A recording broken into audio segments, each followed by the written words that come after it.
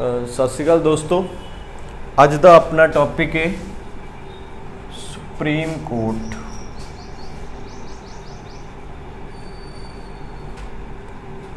Supreme court जिसनों कि सर्वोच्च अदालत कहा जाता है, तो सब तो उच्ची अदालत इसे ही कहा जाता भी। सब तो पहला डिस्ट्रिक्ट कोर्ट आते हैं, तो उस तो बाद हाई कोर्ट, उस तो बाद सुप्रीम कोर्ट। ठीक है, डिस्ट्रिक्ट कोर्ट तुसी हुण जे इहदा आर्टिकल याद रखना, तुसी इस तरह याद रख दिओ भी डिस्ट्रिक्ट की पावर 1, हाई कोर्ट की इस तो डबल, तो सुप्रीम कोर्ट की इस तो डबल। तो सुप्रीम कोर्ट किस आर्टिकल के अंडर आउंदा है? आर्टिकल 124। तो पार्ट किहड़े च दिता? पार्ट 5 च दिता गया। सुप्रीम कोर्ट एक देश दे विच एक ही हुंदी है जिहड़ी कि नवी दिल्ली दे विच है, न्यू दिल्ली। हुण सुप्रीम कोर्ट दे आपां मतलब जजां दी गल कर लैंदे आ। इस दे विच एक मुख जज हुंदा जिसनूं कि CJI कहा जाता है, तो 33 अदर जज हुंदे ने भी जिहड़े कि CJI तो थल्ले मतलब लैवल उही हुंदा है। बस एक मुख जज हुंदा जिसनूं कि CJI कहा जाता है, चीफ जस्टिस ऑफ इंडिया, तो प्लस 33 अदर हुंदे ने। 33 + 1 टोटल हो गए 34। हुण जे आपां इन्हां दी तनख्वाह की गल करिए तो जिहड़े 33 होणगे इन्हां दी होगी 2.5 लाख, तो जिहड़ा एक मुख जज जिसनूं कि CJI कहा जाता उसकी होगी 2,80,000। 2,80,000 टोटल 34 हुंदे ने। तो जे आपां हुण मौजूदा की गल करिए भी हुण कौन ने? उदय अमेश ललित, जिहड़े कि हुण मौजूदा 49वें नंबर से 49th नंबर से सुप्रीम कोर्ट के मुख CJI ने या मुख जज ने CJI ने। हुण CJI दे एक होर महत्वपूर्ण गल बहुत जानने वाली भी, मान लो जे देश दे विच एक प्रेजिडेंट हुंदा, एक वाइस प्रेजिडेंट हुंदा भी। जे प्रेजिडेंट नहीं है, मतलब प्रेजिडेंट ने किसी गल्लों अस्तीफा या अपनी पोस्ट छड्ड दित्ती, तो उस तो बाद वाइस प्रेजिडेंट नूं बना दिता जाता है कि प्रेजिडेंट बना दिता जाता है।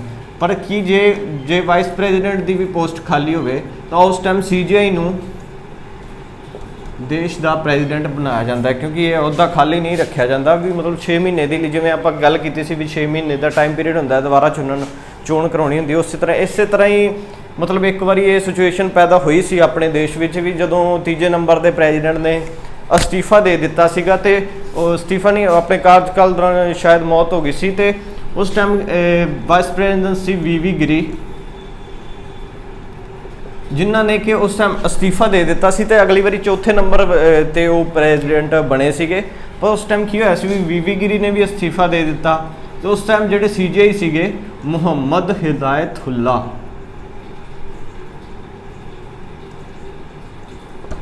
इन्हों ने की कीता सीगा उस टाइम CJI सीगे, ते यह उस टाइम एज वर्किंग प्रेजिडेंट बने सीगे। यह जी सिचुएशन एक बार ही पैदा हुई सीगी। तो इन्हों का जोड़ा कार्यकाल होंदा CJI का, वो 65 साल की उम्र तक होंदा है भी। जिवें आपां अगे गल कीती सी भी उन्हां दी 6 साल तक मतलब रह सकते हैं। जिवें लोक सभा की गल की 5 साल लिए मैंबर चुने जाते हैं, राज सभा के 6 साल लिए मैंबर चुने जाते। इन्हां दे की हुंदा भी ये 65 साल की उम्र तक भी मैक्सीमम 65 साल की उम्र तक अपनी 65 साल की उम्र जो ये पूरे कर लेंदे ने उदों इन्हों रिटायरमेंट लैनी पैंदी है।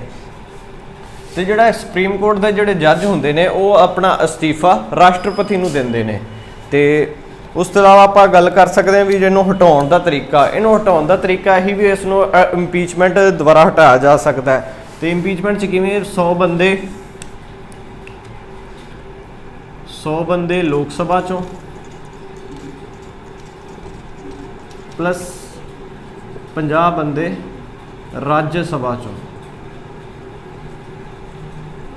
राज्य सभा चों एक लैटर उन्होंने 14 दिन पहला भेजणगे भी CJI भी असीं तुहानूं हटाउणा चाहुंदे हां, ते भावें CJI है भावें 33 अदर जज ने। तो जे उन्होंने जदों लैटर 50 बंदे लोक सभा से साइन करके भेजणगे, तो विच साइन की 50 बंदे राज सभा के होणगे, तो 14 दिन पहला CJI नूं इतलाह करनगे। उस तो बाद 2/3 हिस्सा 14 दिनों बाद भी मेजोरिटी 75% मेजोरिटी इस अधिवेशन ਨੂੰ ਪਾਸ ਕਰ ਸਕਦੀ ਕਿ ਸੀਜੀਆਈ ਨੂੰ ਹਟਾਇਆ ਜਾਵੇ। ਪਰ ਇਹ ਬਹੁਤ ਮਤਲਬ 75% ਮੈਜੋਰਟੀ ਇੱਕੋ ਪਾਸੇ ਲੈ ਕੇ ਆਉਣਾ ਬਹੁਤ ਮੁਸ਼ਕਿਲ ਦਾ ਕੰਮ, ਮਤਲਬ ਇਹਨੂੰ ਹਟਾਉਣਾ ਸੌਖਾ ਨਹੀਂ ਹੈਗਾ ਤੇ ਨਾ ਹੀ ਅਜੇ ਤੱਕ ਹਟਾਏ ਗਏ ਇੰਪੀਚਮੈਂਟ ਰਾਹੀਂ।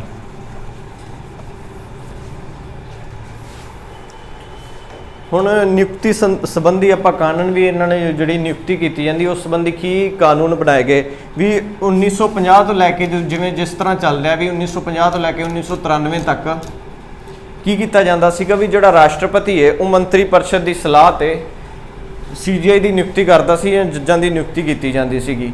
ਪਰ ਇਸ 'ਚ ਕੀ ਸਮਝਿਆ ਗਿਆ ਵੀ ਇਹ ਸਾਰੇ ਤਾਂ ਮਤਲਬ ਕਿਉਂਕਿ ਹੁਣ ਮੰਤਰੀ ਪਰਿਸ਼ਦ ਤੇ ਕਈ ਪ੍ਰਕਾਰ ਅਨਪੜ੍ਹ ਵੀ ਹੈ, ਇਸ ਤਰ੍ਹਾਂ ਕਹਿ ਸਕਦੇ ਸੀਗੇ ਵੀ ਇੱਕ ਅਨਪੜ੍ਹਾਂ ਦਾ ਕੋਲਜੀਅਮ ਹੈ ਜਿਹੜਾ ਕਿ ਇੱਕ ਪੜ੍ਹੇ ਲਿਖੇ ਜੱਜ ਨੂੰ ਨਿਯੁਕਤ ਕਰਦਾ ਹੈ। ਉਸ ਤੋਂ ਬਾਅਦ ਕੀ ਕੀਤਾ ਗਿਆ 1993 ਤੋਂ ਬਾਅਦ ਵੀ ਇਹਦੇ ਵਿੱਚ ਪਹਿਲਾਂ ਤਾਂ ਨਿਯੁਕਤੀ 'ਚ ਕੌਣ ਸੀਗਾ? ਰਾਸ਼ਟਰਪਤੀ, ਕੱਲਾ ਰਾਸ਼ਟਰਪਤੀ ਤੇ ਪਲੱਸ ਮੰਤਰੀ ਪਰਿਸ਼ਦ ਦੀ ਸਲਾਹ, ਠੀਕ ਹੈ। ਉਸ ਤੋਂ ਬਾਅਦ 1993 ਤੋਂ ਬਾਅਦ ਤੇ ਹੁਣ ਤੱਕ ਇਸ ਵਿੱਚ ਪ੍ਰਕਿਰਿਆ ਵਿੱਚ ਕੀ ਕੀਤਾ ਜਾਂਦਾ ਹੈ ਕਿ ਰਾਸ਼ਟਰਪਤੀ ਤਾਂ ਹੁੰਦਾ ਹੀ ਹੈ ਪਲੱਸ ਜਿਹੜਾ ਰਿਟਾਇਰ ਜੱਜ ਹੋਏਗਾ, ਜਿਹੜਾ ਰਿਟਾਇਰ ਸੀਜੀਆਈ ਹੋਏਗਾ ਉਸ ਦੀ ਸਲਾਹ ਵੀ ਲਈ ਜਾਏਗੀ। ਰਿਟਾਇਰ ਸੀਜੀਆਈ ਵੀ ਜੋ ਮੌਜੂਦਾ ਉਸ ਟਾਈਮ 'ਚ ਜਿਹਨੂੰ ਹਟਾਇਆ ਜਾਣਾ ਵੀ ਜਿਹੜਾ 65 ਸਾਲ ਦੀ ਉਮਰ ਪੂਰੀ ਕਰ ਚੁੱਕਿਆ ਹੈ, ਇੱਕ ਤਾਂ ਉਹ ਹੋਏਗਾ ਤੇ ਨਾਲ ਕੀ ਹੋਣਗੇ ਵੀ 5 ਅਦਰ ਜੱਜ ਹੋਣਗੇ ਪਲੱਸ 5 ਅਦਰ ਜੱਜ ਤੇ ਪਲੱਸ ਹਾਈ ਕੋਰਟ ਦੇ ਜੱਜ, ਹਾਈ ਕੋਰਟ ਜੱਜ। ਹੁਣ ਇਸ ਵਿੱਚ ਪੜ੍ਹੇ ਲਿਖੇ ਆ ਗਏ ਤਾਂ ਇਹ ਇੱਕ ਕੋਲਜੀਅਮ ਬਣਾਇਆ ਜਾਂਦਾ ਵੀ ਜਿਹੜਾ ਕਿ ਇਹਨਾਂ ਦੀ ਨਿਯੁਕਤੀ ਜਿਨ੍ਹਾਂ ਦੁਆਰਾ ਕੀਤੀ ਜਾਂਦੀ ਹੈ। ਇਸ ਦੇ ਸੰਬੰਧੀ ਮੈਂ ਨੋਟਸ ਵੀ ਤੁਹਾਨੂੰ ਦੇ ਦਿਆਂਗਾ, ਡਿਟੇਲਡ ਨੋਟਸ ਤੁਹਾਨੂੰ WhatsApp ਗਰੁੱਪ ਤੇ ਮਿਲ ਜਾਣਗੇ। ਤੁਸੀਂ ਜੇ ਐਡ ਹੋਣਾ ਚਾਹੁੰਦੇ ਹੋ ਤਾਂ ਕਮੈਂਟ ਕਰਕੇ ਦੱਸ ਸਕਦੇ ਹੋ, ਤੁਹਾਨੂੰ ਐਡ ਕਰ ਦਿੱਤਾ ਜਾਏਗਾ। ਤੇ ਫਸਟ ਲੇਡੀ ਜੱਜ ਕੌਣ ਸੀ? ਫਸਟ ਲੇਡੀ ਜੱਜ ਆਫ ਸੁਪਰੀਮ ਕੋਰਟ ਫਾਤਿਮਾ ਬੀਬੀ,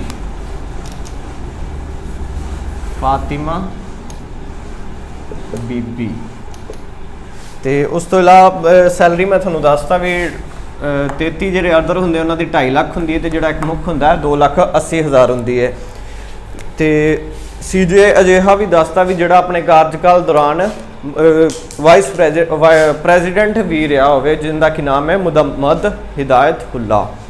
ਤੇ ਉਸ ਤੋਂ ਬਾਅਦ ਆਪਾਂ ਗੱਲ ਕਰ ਸਕਦੇ ਹਾਂ ਵੀ ਸਭ ਤੋਂ ਲੰਮਾ ਕਾਰਜਕਾਲ ਕਿਹਦਾ ਸੀਗਾ? YV ਚੰਦਰਾ। ਇਹਦੇ ਐਗਜ਼ੈਕਟ ਦਿਨ ਸੀਗੇ 2696 ਦਿਨ, 2696 ਦਿਨ ਅੱਗੋਂ ਮਹੀਨੇ ਤੁਸੀਂ ਆਪਣੇ ਆਪ ਬਣਾ ਲਿਆ ਜੇ। ਤੇ ਸਭ ਤੋਂ ਘੱਟ ਸੀਗਾ ਕਮਲ ਨਾਰਾਇਣ ਦਾ, ਜਿਹੜਾ ਕਿ ਸਭ ਤੋਂ ਘੱਟ ਸੀਗਾ 17 ਦਿਨਾਂ ਦਾ ਕਾਰਜਕਾਲ, ਕਮਲ ਨਾਰਾਇਣ।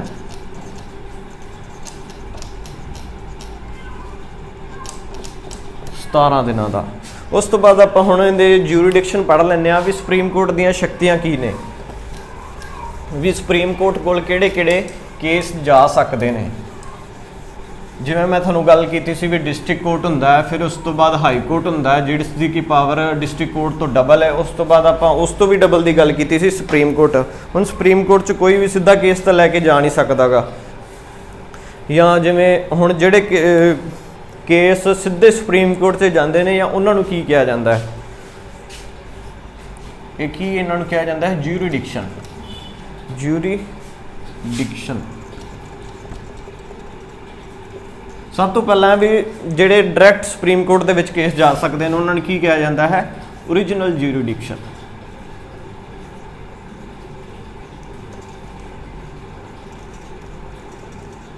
ਇਹ ਸਵਾਲ ਬਣ ਕੇ ਆਏਗਾ ਵੀ ਜਿਹੜੇ ਕੇਸ ਸਿੱਧੇ ਸੁਪਰੀਮ ਕੋਰਟ ਦੇ ਵਿੱਚ ਜਾ ਸਕਦੇ ਉਹਨਾਂ ਨੂੰ ਕੀ ਕਿਹਾ ਜਾਂਦਾ ਹੈ? ਓਰੀਜਨਲ ਜੂਰੀਡਿਕਸ਼ਨ। ਡਾਇਰੈਕਟ ਸੁਪਰੀਮ ਕੋਰਟ ਦੇ ਵਿੱਚ ਜਾਣਗੇ। ਇਹਦੇ ਵਿੱਚ ਕਿਹੜੇ ਆ ਜਾਂਦੇ? ਜਿਵੇਂ ਰਾਸ਼ਟਰਪਤੀ ਦੀ ਚੋਣ ਹੋ ਗਿਆ, ਜਾਂ ਸਟੇਟਾਂ ਦੇ ਆਪਸ ਦੇ ਵਿੱਚ ਕੋਈ ਮਸਲੇ ਹੋ ਗਏ, ਕਿਉਂਕਿ ਹੁਣ ਜੇ ਸਟੇਟਾਂ ਦੇ ਆਪਸ 'ਚ ਕੋਈ ਰੌਲਾ ਪੈ ਗਿਆ, ਹੁਣ ਸਟੇਟ ਤਾਂ ਇੱਕ ਸਟੇਟ ਦੀ ਤਾਂ ਹਾਈ ਕੋਰਟ ਹੁੰਦੀ ਹੈ, ਹੁਣ ਉਹ ਹਰੇਕ ਆਪਣੀ ਆਪਣੀ ਸਟੇਟ ਦੀ ਹੁੰਦੀ ਹੈ। ਜਿਵੇਂ ਆਪਣੇ 25 ਹਾਈ ਕੋਰਟ ਨੇ, 25 ਹਾਈ ਕੋਰਟਸ।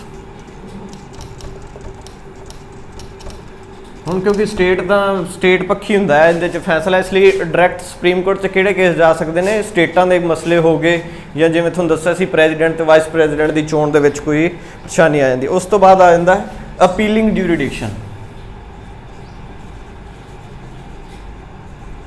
ਅਪੀਲਿੰਗ ਜੂਰੀਡਿਕਸ਼ਨ ਇਹਦੇ 'ਚ ਕੀ ਹੁੰਦਾ ਹੈ ਵੀ ਕੋਈ ਬੰਦਾ ਉਹ ਪਹਿਲਾਂ ਡਿਸਟ੍ਰਿਕਟ ਕੋਰਟ 'ਚ ਗਿਆ, ਉੱਥੇ ਫੈਸਲਾ ਸੁਣਾ ਦਿੱਤਾ ਜਾ ਗਿਆ, ਜੋ ਸੁਣਵਾਈ ਨਹੀਂ ਹੋਈ ਤਾਂ ਉਹਨਾਂ ਨੂੰ ਫੈਸਲਾ ਨਹੀਂ ਪਸੰਦ ਆਇਆ ਜਾਂ ਕੁਝ ਵੀ ਹੈ, ਉਹ ਹਾਈ ਕੋਰਟ 'ਤੇ ਜਾ ਸਕਦਾ ਹੈ। ਹੁਣ ਹਾਈ ਕੋਰਟ ਤੋਂ ਵੀ ਫੈਸਲਾ ਹੋ ਗਿਆ, ਉੱਥੇ ਵੀ ਕੋਈ ਆਪਦੇ ਸੈਟਿਸਫਾਈ ਨਹੀਂ ਹੋਇਆ, ਉਸ ਤੋਂ ਬਾਅਦ ਕੀ ਹੈ ਸੁਪਰੀਮ ਕੋਰਟ 'ਚ ਜਾ ਸਕਦਾ ਹੈ। ਇਸ ਨੂੰ ਕੀ ਕਿਹਾ ਜਾਂਦਾ ਹੈ ਅਪੀਲਿੰਗ ਜੂਰੀਡਿਕਸ਼ਨ। ਜਿਹਦੇ ਪਹਿਲਾਂ ਡਿਸਟ੍ਰਿਕਟ ਕੋਰਟ 'ਚ ਜਾ ਗਿਆ, ਫਿਰ ਹਾਈ ਕੋਰਟ 'ਚ, ਫਿਰ ਸੁਪਰੀਮ ਕੋਰਟ 'ਚ। 124 ਇੱਥੋਂ ਤੁਸੀਂ ਆਪਣਾ ਆਰਟੀਕਲ ਵੀ ਸੁਪਰੀਮ ਕੋਰਟ ਦਾ ਯਾਦ ਰੱਖਣਾ। ਉਸ ਤੋਂ ਬਾਅਦ ਆਪਾਂ ਗੱਲ ਕਰਦੇ ਹਾਂ ਰਿਟ ਦੀ, ਆਪਾਂ ਬਾਅਦ 'ਚ ਗੱਲ ਕਰਾਂਗੇ ਕਿਉਂਕਿ ਰਿਟ ਪੰਜ ਤਰ੍ਹਾਂ ਦੀਆਂ ਨੇ ਜਿਹੜੀਆਂ ਕਿ ਇੱਕ ਉਹਦੇ ਲਈ ਇੱਕ ਅਲੱਗ ਹੀ ਵੀਡੀਓ ਬਣਾਉਣੀ ਪਏਗੀ ਕਿਉਂਕਿ ਬਹੁਤ ਲੰਬਾ ਟੌਪਿਕ ਚਲਾ ਜਾਏਗਾ, ਫਿਰ ਆਪਣਾ ਇਹ ਨਹੀਂ ਪੂਰਾ ਹੋਣਾ। ਤੇ ਉਸ ਤੋਂ ਬਾਅਦ ਹੈਗਾ ਰਿਵਿਊਇੰਗ ਜੂਰੀਡਿਕਸ਼ਨ।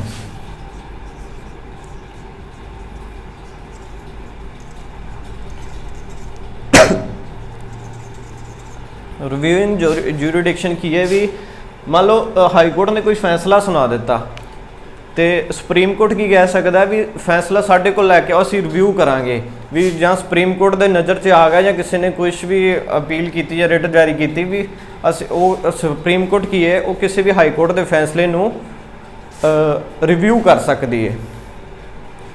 ਉਸ ਤੋਂ ਹੈ ਕੋਰਟ ਆਫ ਰਿਪੋਰਟ ਰਿਕਾਰਡ ਵੀ ਰਿਕਾਰਡ ਰੱਖ ਸਕਦੀ ਹੈ ਵੀ ਸੁਪਰੀਮ ਕੋਰਟ ਇਹ ਵੀ ਰਿਪੋਰਟ ਮੰਗਵਾ ਵੀ ਸਕਦੀ ਤੇ ਉਹਨਾਂ ਰਿਪੋਰਟ ਰੱਖ ਵੀ ਸਕਦੀ ਹੈ। ਇਹਦੇ 'ਚ ਵੀ ਇਸੇ ਤਰ੍ਹਾਂ ਸੀਗਾ ਵੀ ਰਿਵਿਊਇੰਗ ਵੀ ਰਿਪੋਰਟ ਮੰਗਾ ਕੇ ਰਿਵਿਊ ਕਰੇਗੀ, ਇਹਦੇ 'ਚ ਕੀ ਇਹ ਸਾਰੇ ਰਿਕਾਰਡ ਰੱਖ ਸਕਦੀ ਹੈ। ਉਸ ਤੋਂ ਬਾਅਦ ਹੈਗਾ ਐਡਵਾਈਜ਼ਰੀ ਜੂਰੀਡਿਕਸ਼ਨ, ਜਿਹੜੀ ਸੁਪਰੀਮ ਕੋਰਟ ਹੈ ਉਹ ਕਿਸੇ ਵੀ ਕੋਰਟ ਨੂੰ, ਹੁਣ ਹਾਈ ਕੋਰਟ ਤੋਂ ਕੋਈ ਫੈਸਲਾ ਨਹੀਂ ਹੋ ਰਿਹਾ ਜਾਂ ਉਹ ਸੁਪਰੀਮ ਕੋਰਟ ਤੋਂ ਸਲਾਹ ਲੈ ਸਕਦੀ ਹੈ ਜਾਂ ਸੁਪਰੀਮ ਕੋਰਟ ਵੀ ਹੈ ਉਹ ਕਿਸੇ ਨੂੰ ਵੀ ਸਲਾਹ ਦੇ ਸਕਦਾ ਹੈ ਜਿਹੜੇ ਵੀ ਮਸਲੇ ਇਹਨਾਂ ਕੋਲ ਆਏ ਹੋਏ ਨੇ। ਉਸ ਤੋਂ ਬਾਅਦ ਆਪਾਂ ਹੁਣ ਜਿਵੇਂ ਰਿਟ ਜੂਰੀਡਿਕਸ਼ਨ ਮੈਂ ਥੋੜਾ ਤੁਹਾਨੂੰ ਦੱਸ ਦੇਣਾ, ਫਿਰ ਉਹਦੇ 'ਚ ਆਪਾਂ ਡਿਟੇਲ ਵੀਡੀਓ ਅਲੱਗ ਤੋਂ ਬਣਾ ਲਵਾਂਗੇ ਜਾਂ ਤੁਹਾਨੂੰ ਇਹਦੇ ਨੋਟਸ ਵੀ ਪ੍ਰੋਵਾਈਡ ਕਰ ਦਿਆਂਗੇ। ਰਿਟ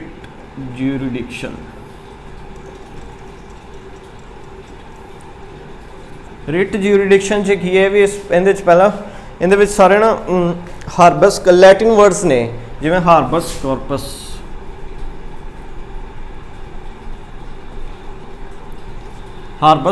ਰਿਟ ਹੈ ਜਿਸ ਵਿੱਚ ਕੀ ਬੰਦੀ ਬਣਾਉਣ ਦਾ ਵੀ ਬ੍ਰਿੰਗ ਦਾ ਬੋਡੀ ਵੀ ਆਦਮੀ ਨੂੰ ਲੈ ਕੇ ਇਸ ਤਰ੍ਹਾਂ ਦੀ ਰਿਟ ਸੁਪਰੀਮ ਕੋਰਟ ਦੇ ਦੁਆਰਾ ਜਾਰੀ ਕੀਤੀ ਜਾ ਸਕਦੀ ਹੈ। ਉਸ ਤੋਂ ਬਾਅਦ ਹੈਗੀ ਹੈ ਮੈਂਡਾਮਸ ਦਾ ਮਤਲਬ ਹੈ ਮੈਂਡੇਟਰੀ ਵੀ ਹਾਈ ਕੋਰਟ ਕੋਈ ਕੰਮ ਨਹੀਂ ਕਰ ਰਿਹਾ ਜਾਂ ਕੋਈ ਜ਼ਰੂਰੀ ਕੰਮ ਦੇ ਲਈ ਉਸ ਨੂੰ ਬੁਲਾਇਆ ਜਾ ਸਕਦਾ ਹੈ। ਪ੍ਰੋਹਿਬਿਸ਼ਨ ਲੋ ਕੋਰਟ ਨੂੰ ਕਹਿ ਸਕਦਾ ਕਿ ਹੁਣ ਜੇ ਕੋਈ ਸੁਪਰੀਮ ਕੋਰਟ ਹਾਈ ਕੋਰਟ ਕੋਲ ਕੋਈ ਮਸਲਾ ਚੱਲ ਰਿਹਾ ਹੈ ਤਾਂ ਜਿਹੜੀ ਕਿ ਸੁਪਰੀਮ ਕੋਰਟ ਕੀ ਇਹ ਕਹਿ ਸਕਦੀ ਵੀ ਇਹ ਸਾਡਾ ਮਸਲਾ ਹੈ, ਸਾਡੇ ਤੱਕ ਲੈ ਕੇ ਆਓ, ਸੁਪਰੀਮ ਕੋਰਟ 'ਚ ਲੈ ਕੇ ਆਓ। ਰਿਟ ਆਫ ਸਰਟਨੀ ਹਾਈ ਕੋਰਟ ਦੀ ਸਹਾਇਤਾ ਕਰਨੀ, ਇਹਦੇ ਵਿੱਚ ਕੀ ਹੈ ਵੀ ਹਾਈ ਕੋਰਟ ਦੀ ਮਦਦ, ਮਤਲਬ ਹਾਈ ਕੋਰਟ ਕੋਲ ਜ਼ਿਆਦਾ ਕੇਸ ਆ ਗਏ ਤਾਂ ਉਹ ਸੁਪਰੀਮ ਕੋਰਟ ਹਾਈ ਕੋਰਟ ਨੂੰ ਕਹਿ ਸਕਦੀ ਵੀ ਸਾਡੇ ਕੋਲ ਕੇਸ ਭੇਜ ਸਕਦੇ ਹੋ, ਜਾਂ ਹਾਈ ਕੋਰਟ ਸਿੱਧੇ ਤੌਰ ਤੇ ਵੀ ਉਹਨਾਂ ਨੂੰ ਕਹਿ ਸਕਦੀ ਹੈ। ਹੁਣ ਇਹਦੇ 'ਚ ਕੀ ਇੱਕ ਕਿਊ ਵਾਰੰਟੋ ਨਾਮ ਦਾ ਕੁਐਸਚਨ ਵੀ ਆਇਆ। ਕਿਊ ਵਾਰੰਟੋ ਕੀ ਹੁੰਦਾ ਵੀ ਜਦੋਂ ਕੋਈ ਵਿਅਕਤੀ ਆਪਣੇ ਕਿਸੇ ਪੋਸਟ ਤੇ ਬੈਠਾ ਹੈ ਪਰ ਉਹ ਉਸ ਦਾ ਹੱਕਦਾਰ ਨਹੀਂ ਹੈ, ਜੇ ਕਿਸੇ ਵੀ ਤਰ੍ਹਾਂ ਦਾ ਕੋਈ ਗਲਤ ਇਸਤੇਮਾਲ ਕਰ ਰਿਹਾ ਉੱਥੇ ਕੀ ਵਰਤਿਆ ਜਾਂਦਾ ਹੈ ਕਿਊ ਵਾਰੰਟੋ। ਇਹ ਵੀ ਕੁਐਸਚਨ ਪਹਿਲਾਂ ਆਇਆ ਹੋਇਆ, ਤਾਂ ਕਰਕੇ ਮੈਂ ਕਹਿ ਰਿਹਾ ਸੀ ਵੀ ਇਹਦੇ ਆਪਾਂ ਡਿਟੇਲ 'ਚ ਵੀਡੀਓ ਕਰਾਂਗੇ। ਜਿਵੇਂ ਜਿਸ ਤਰ੍ਹਾਂ ਹਾਰਬਸ ਕਾਰਪਸ ਲਿਖਿਆ ਹੋਇਆ ਇਸ ਦਾ ਇਹ ਲੈਟਿਨ ਵਰਡ ਹੈ ਹਾਰਬਸ ਕਾਰਪਸ, ਇਹਦੇ ਵਿੱਚ ਆਪਾਂ ਡਿਟੇਲ ਮੀਨਿੰਗ ਪੜਾਂਗੇ ਵੀ ਇਸ ਦਾ ਮਤਲਬ ਕੀ ਹੈ, ਇਸ ਦੇ ਵਿੱਚ ਕੀ ਅਪਲਾਈ ਕੀਤਾ ਜਾਂਦਾ ਹੈ। ਉਸ ਤੋਂ ਇਲਾਵਾ ਸੁਪਰੀਮ ਕੋਰਟ ਦੇ ਵਿੱਚ ਇੰਨਾ ਹੀ ਸੀਗਾ, ਆਪਾਂ ਸਾਰਾ ਜਿਵੇਂ ਇਹਦੇ ਵਿੱਚ ਕਰ ਲਿਆ। 124 ਆਰਟੀਕਲ ਦੇ ਅੰਡਰ ਆਉਂਦਾ, 5th ਪਾਰਟ ਦੇ ਅੰਡਰ ਆਉਂਦਾ, ਨਿਊ ਦਿੱਲੀ 'ਚ ਹੈ। ਇਹਦੇ 'ਚ ਜੱਜ ਕਿੰਨੇ ਹੁੰਦੇ ਨੇ 33+1 ਤੇ CJI 49ਵੇਂ ਨੰਬਰ ਦੇ 49 ਜਿਹੜੇ ਕਿ ਹੁਣ ਨੇ ਉਦੇ ਉਮੇਸ਼ ਲਲਿਤ ਤੇ ਫਸਟ ਸੀ ਹੀਰਾ ਲਾਲ ਕਾਨੀਆ, ਹੀਰਾ ਲਾਲ ਜਿਹੜੇ ਕਿ ਫਸਟ ਸੀਗੇ। ਤੇ ਜਿਹੜੇ ਪਿੱਛੇ ਰਿਟਾਇਰ ਹੋ ਕੇ ਗਏ NV ਰਮਣਾ ਤੇ ਕਾਰਜਕਾਲ 65 ਸਾਲ ਦੀ ਉਮਰ ਤੱਕ ਹੁੰਦਾ ਹੈ। ਤਿਆਗ ਪੱਤਰ ਰਾਸ਼ਟਰਪਤੀ ਨੂੰ ਦੇਗਾ। ਇਸ ਦਾ ਜਿੰਨੇ ਵੀ ਡਿਟੇਲ ਨੋਟਸ ਨੇ ਉਹ ਤੁਹਾਨੂੰ WhatsApp ग्रुप ते मिल जाएंगे। जे तुसी चैनल ते नवे हो तो वीडियो नू लाइक शेयर कमेंट जरूर करना, तो चैनल नू भी सबसक्राइब जरूर कर लेना। Thank you.